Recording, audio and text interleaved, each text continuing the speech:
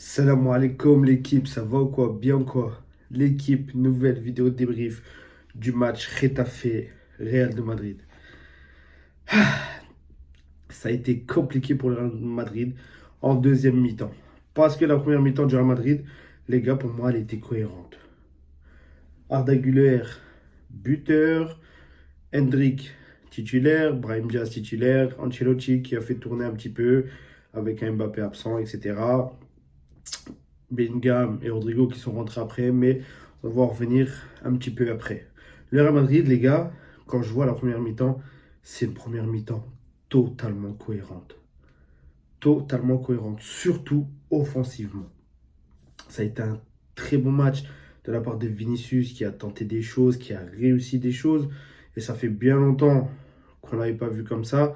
Même si, voilà, Getafe, c'est une équipe qui est compliquée à jouer. Mais quand tu vois la première mi-temps du Real de Madrid, après qui ne concorde pas avec la deuxième, effectivement, la deuxième, on va revenir un petit peu après. Mais en tout cas, sur la première mi-temps, tu dis ça va être un match plié du Real Madrid, surtout que tu marques un but tôt, un très beau but de la part de Arda Güler qui te met un très beau but sur son crochet, il arrive à sortir de la surface, frapper du pied opposé, etc. Et c'est là où tu vois que Carlos Ancelotti, ce qu'il a fait aujourd'hui, c'est des choses qu'il aurait dû faire depuis bien longtemps. Après, heureusement qu'il les a pas faites. Peut-être que là, il y aurait peut-être égalité de points, ou etc. Mais en tant que supporter du Barça, pour moi, heureusement qu'il les a pas faites, mais voilà, c'est des choses qu'il aurait dû, en étant objectif, c'est des choses qu'il aurait dû faire depuis bien longtemps. Après, c'est peut-être voilà que là, il a plus de pression, etc. Peut-être qu'il sait qu'il va partir et tout. Mais voilà, c'est des choses qu'il aurait dû faire depuis le début de saison. Là, tu vois, même Arda Güler, au lieu de l'excentrer sur une aile ou un truc comme ça, là, tu le mets, voilà, Arda Güler, c'est par lui que doivent passer les ballons. C'est un très bon joueur, Arda Güler. Mais quand tu l'excentres, etc., c'est un petit peu comme Kamavinga ou un petit peu comme Valverde. Quand tu vois, quand ils prennent l'axe du terrain, quand le jeu est un petit peu basé sur eux, ben, c'est là que tu vois que ce sont des joueurs, des très bons joueurs. Mais quand tu les excentres, oui, c'est un peu plus compliqué. En tout cas, voilà, Arda Güler qui joue à son poste, Arda Güler qui marque des points dans ce match-là. Peut-être que voilà, Ancelotti, lui, voilà, il a une physionomie, etc., que pour lui, ça va pas servir à grand-chose, ce qu'Arda Güler a fait, mais je ne pense pas. Hendrik qui aussi était titulaire, même si, voilà, il marque pas beaucoup de points dans ce match-là, voire pas du tout, mais il fait un match quand même cohérent dans les placements, dans les prises de balles, etc.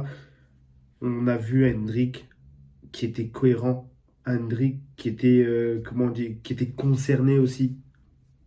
Très bon match aussi de Vinicius. Vinicius, surtout la passe qu'il met à Hendrik. Le Real Madrid aurait pu gagner 2-0, mais voilà, Hendrik derrière qui rate. Mais je pense qu'il était hors jeu, ou je sais pas, mais en tout cas, voilà, il a raté. Et Getafe, on va parler de cette équipe de Getafe, les gars. Getafe, les gars, c'est une équipe détestable. C'est une équipe détestable. Comment Getafe joue, c'est grave. Les gars, c'est des joueurs, c'est des combattants de MMA. J'ai entendu dire, ouais, des catcheurs, etc. Mais non, c'est des combattants de MMA.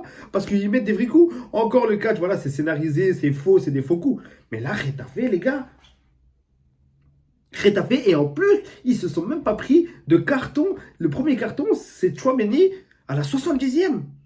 Avec le jeu de Getafe.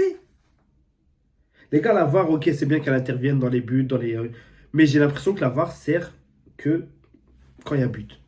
Mais non, la VAR devrait aussi intervenir dans des actions de match. Pas que pour mettre des cartons rouges, même sur des cartons jaunes, même sur des fautes comme ça, surtout des obstructions que les joueurs de Getafe font, la VAR, pour moi, devrait intervenir. Sinon, laissons la VAR. Laissons la VAR, abandonnons la VAR. On va miser sur l'arbitre, voilà, même s'il va faire des fautes de jugement, etc. Mais au moins, voilà. Là, la VAR devrait être pour moi à 100% dans le match. Pas que sur les actions de but ou que sur les grosses actions. Non. Dans ces cas-là, comme je le dis, il faut laisser l'arbitre. Et l'arbitre en Liga cette année, les gars, c'est pas l'arbitre, parce que l'arbitre, voilà, ça arrive de faire des erreurs, mais derrière, il y a la VAR. Et à quoi sert la VAR? Et c'est ça la vraie question que moi je vous pose. Donc voilà, en tout cas, voilà, Getafe, équipe chiante à regarder, chiante à jouer. En plus, le match se déroule à Getafe, voilà. J'ai espéré que le Real fasse un faux pas, mais comme je vous dis, quand j'ai vu la première mi-temps, je me suis dit, bon, bah c'est foutu. Et après. vient le deuxième mi-temps, un Real Madrid qui recule, un Real Madrid qui défend. C'est normal après en soi, voilà, tu gagnes 1-0, tu marques très tôt. Et encore une fois, un grand Thibaut Courtois. Et le Real ne lâche pas, tout en sachant que le Barça, les gars, il y a la finale samedi, après il y a l'Inter, t'as encore un Classico.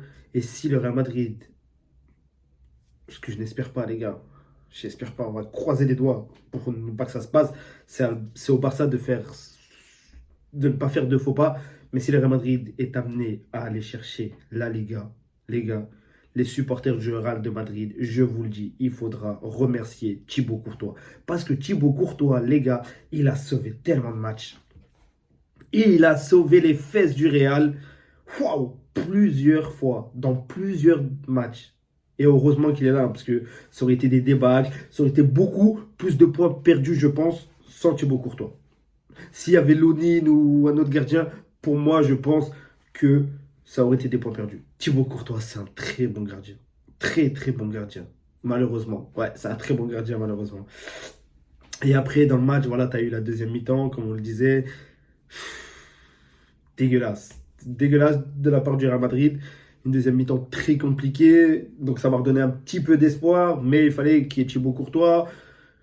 Donc voilà, ça a été un match assez compliqué pour le Real Madrid. Mais il y a la finale de la Copa del Rey. Et une fois que la finale de la Copa del Rey sera terminée, en espérant que le Barça aille la chercher, le Real Madrid n'aura que la Liga à jouer. Pendant que toi, tu joueras la Ligue des Champions, etc. En espérant que tu ailles le plus loin possible en Ligue des Champions. Mais voilà, les Real Madrid qui ne veulent pas lâcher. Et après, on va revenir aussi, on voulait revenir sur ça. L'entrée de Bellingham et Rodrigo, c'est l'entrée, les gars. Ça a été une entrée très très compliquée de la part de ces deux-là. Mais en fait, le Real, pour moi, voilà. On va dire quand t'as pas Mbappé ou quand t'as pas Vinicius ou quand t'as pas Rodrigo, le Real, pour moi, est plus cohérent. En fait, quand t'enlèves un des attaquants, et là on l'a vu sur Mbappé, Mbappé qui n'était pas là, ça a été un Real très cohérent. Un Real très très cohérent. Je dis pas que voilà, les gens, parce qu'ils vont dire oui, là, je dis pas que c'est parce que Mbappé n'était pas là. Même si voilà, je vous mens pas, je le pense un petit peu, parce que dans chaque match qu'Mbappé ne fait pas, même si Rodrigo lui aussi n'était pas là et Bellingham aussi sont rentrés en cours de match. Mais voilà, les gars, quand le Real Madrid joue, c'était en 4-4-2, je crois. À chaque fois qu'ils ont joué en 4-4-2, ils ont été très dangereux, ils ont été très cohérents. Et Ancelotti, comme on l'a dit au début de la vidéo, c'est des choses qu'il aurait dû faire depuis le début de saison. Mais heureusement qu'il les a pas faites, les gars. Même si c'est une équipe qui a tourné, etc. Mais c'était une très bonne mi-temps. Première mi-temps de la part du Real Madrid. Après, derrière, oui, tu gagnes à 0. Donc, forcément, tu es obligé de reculer avec une équipe comme Getafe aussi, qui recule, qui est derrière, qui met que des coups de coude. Mais au bout d'un moment, ces équipes-là aussi, parce que là, on se mélange un petit peu, on part dans tous les sens. Mais parce que ces équipes-là, il faut les sanctionner. Et moi, je l'ai vu, même le match contre le Barça, même les gars, c'est des équipes, ça, il faut sanctionner. Comment c'est possible de ne pas leur donner, ne serait-ce qu'un carton jaune? Moi, je suis objectif, les gars. Ça me fait chier que le Real Madrid prenne des points, oui, effectivement, ça me fait chier, ça me saoule, surtout après un très beau but de Arda Güler. Mais voilà, il faut dire les choses, il faut dire ces choses-là. Et ça, on pâtit sur la Liga. Et depuis le début de saison, on parle de l'arbitrage en Liga, et ça ne s'est pas amélioré. Cette année, l'arbitrage en Liga, c'est catastrophique, les gars. On l'a vu. Que ça aille dans les deux sens, que ça aille. Bon, quand c'est pour le Barça, oui, t'es content, etc. Mais il y a des moments, quand c'est contre toi, et on en a eu des actions litigieuses. Bah tiens, contre Retafe aussi, le penalty qui n'a pas été donné sur Jules Koundé, etc., si je m'en souviens bien. Retafe, t'as l'impression que les arbitres, en fait, ils savent que Retafe joue comme ça, donc ils sont un peu plus, on va pas dire empathiques, mais comment dire, ils sont un peu plus souples. Donc ils leur laissent plus de possibilités d'eux. Mais justement, c'est avec ces équipes-là qu'il faut justement sévir pour que ces équipes-là ne recommencent plus. Parce que c'est pas du football, les gars. C'est pas du football. Ça met des coups de coude, ça met des coups de tête, ça met des balayettes. Ma meuf, c'est une caïra, elle fume, non. Mais non, sérieusement, les gars. Non, non, Retafe, c'est une équipe, les gars. Moi, je déteste cette équipe. Je vous mens pas. Je déteste cette équipe. Ah, c'est une équipe très dégueulasse à voir jouer. En tout cas, voilà, c'est un Real Madrid qui s'impose. Il y a la finale du Classico à venir bah, samedi 22h30, je crois. C'est bon, c'est un petit peu tard, mais voilà. On va essayer de faire une vidéo aussi avant match qui sortira peut-être demain. Je vais essayer de la faire demain, la vidéo, avant la finale, tout simplement. Et voilà, en tout cas, l'équipe, hein, c'est un Real qui reste à 4 points du FC Barcelone. Une Liga, les gars, qui va se jouer sur le Classico, je pense. Et ouais, si le Barça remporte le Classico, c'est fait. Le Barça sera champion, parce que voilà, même s'il n'y a pas de faux pas entre les deux, je crois il reste quoi le Classico, c'est le 11 mai, je crois. Il va rester peut-être un match entre les deux. Donc s'il y a 100% des deux côtés entre le Barça et le Real, et derrière le Barça gagne le Classico, forcément le Barça sera champion d'Espagne parce qu'il n'y aura pas de retour possible en arrière. En espérant que le Barça aille justement gagner ce Classico. Mais les gars, n'oubliez pas la vidéo de vendredi qui arrive. Il y a peut-être une vidéo vendredi pour la finale. On va faire une vidéo d'avant-match. Et l'équipe, on n'hésite pas, on continue, on s'abonne, on partage, on commente, on like, etc. On commente en balle l'équipe pour le référencement.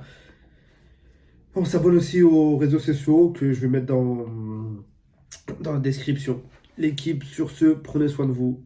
Salam alaikum.